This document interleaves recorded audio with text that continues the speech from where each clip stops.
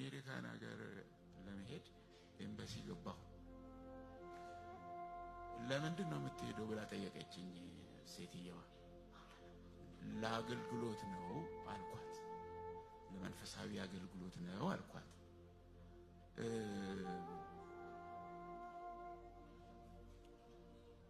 መጽሐፍ ቅዱስ አለህ አለችኝ።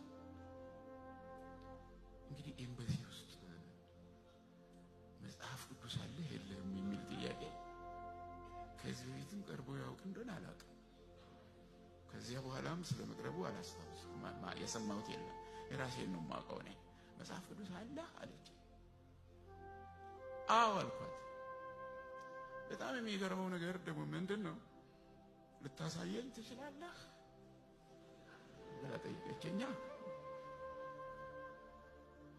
እኔ የዛን ዕለት ምን እንዳሳሰበኝ አላውቅም።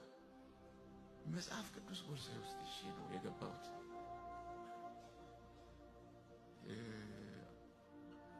እንደዚህ አይነት ጥያቄ ስለመኖሩ ምንም ሐሳብ የለኝም አለኝ አልኳት።